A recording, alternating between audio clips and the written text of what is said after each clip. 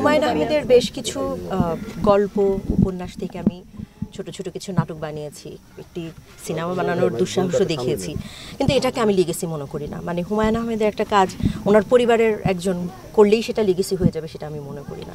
মানে আমি যেগুলো করেছি আমার শখে করেছি, সেটা কোনোভাবেই হুমায়ুন আহমেদের লিগেসি বহন করা হয় না। তবে হুমায়ুন আহমেদের কাজ হচ্ছে, হবে এবং আরও অনেক বড়োভাবে হবে, মানে অনেক ভালোভাবে হবে। আমি মনে করি না আমি খুব ভালোভাবে কিছু করতে পেরেছি।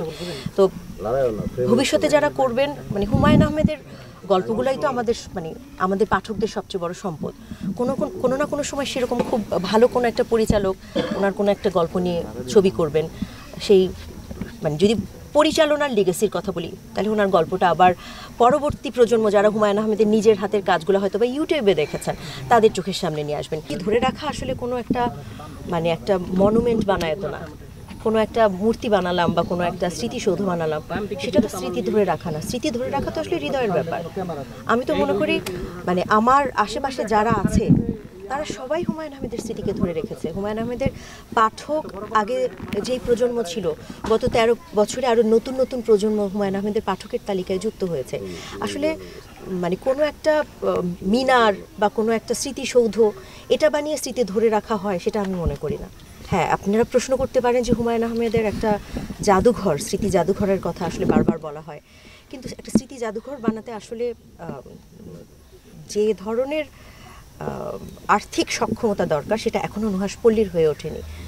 নুহাশপল্লী সেটার জন্য আসলে মানে চেষ্টা চালাচ্ছে।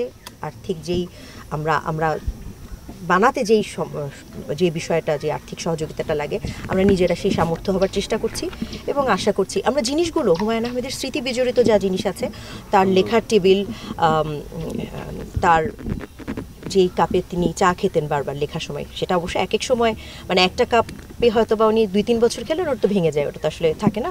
তো উনি শেষ 2-1 বছর যে কাপে চা খেতেন, এমনকি উনি যেই পোশাকগুলো বেশি বেশি পরতেন, সেগুলোও আসলে সংরক্ষিত আছে।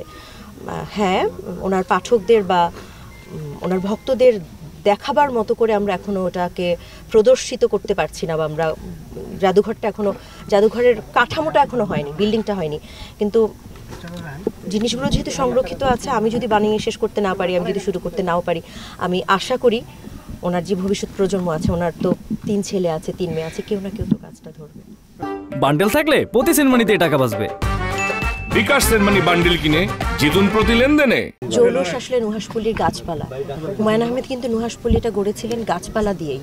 হ্যাঁ, ঘেটুপুত্র কমলা সিনেমার যে শুটিং স্পটের কথা বলছিলেন, সেগুলো তো শুটিং সেট তো আসলে কখনো মানে আজীবনের জন্য থাকে না, ওগুলো তো আসলে শুটিংয়ের পরে ভেঙে যায়, ভেঙে ফেলা হয়। আমি মনে করি না ব্যক্তিগতভাবে, এবং আমার সঙ্গে আমার নুহাশপল্লীর আমাদের সব সহকর্মীরা আছেন, আমরা কেউ মনে করি না যে জৌলুস হারাচ্ছে।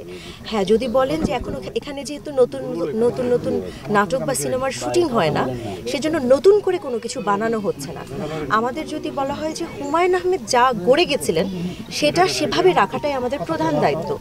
এর পাশাপাশি আমরা যেটা করার চেষ্টা করি, মানে উনি নুহাশপল্লীটা গড়েছিলেন শুধুমাত্র ওনার বাংলাদেশে যত রকমের গাছ পাওয়া যায়, মানে যেগুলো পাওয়া যায় সেগুলো তো বটেই, এবং দেশের বাইরে থেকে উনি গাছ কিনে এনে লাগাতেন।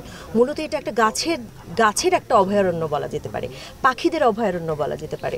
এবং সেই যখন যেখানে আমরা একটু অন্যরকম কোনো গাছ পাই, যেটা আসলে সবসময় পাওয়া যায় না, দুর্লভ কিছু গাছ পেলেই আমরা এখনো নুহাশপল্লীতে এনে লাগাই, এবং আমরা মনে করি প্রতি বছর নতুন নতুন গাছ লাগানো হচ্ছে। আমাদের 10 বছর শুটিং নাই, শুটিং নিয়ে আমাদের এই শুটিং এর আসলে নুহাশপল্লী তো কোনো শুটিং স্পট না, এটা তো হুমায়ুন আহমেদের আসলে একটা, আপনি বৃক্ষরাজির দিকে তাকান, আপনারা যারা গত 13 বছর একটু একটু করে আসেন প্রতি বছর, জন্মদিনে একবার আসেন, মৃত্যুদিনে অন্তত এই 2 বার তো আপনারা আসেন, আপনারা দেখবেন সেই গাছগুলো, সেই সবুজ নুহাশপল্লীতে আগে যা ছিল তার চেয়ে আরও অনেক জৌলুসময় হয়েছে।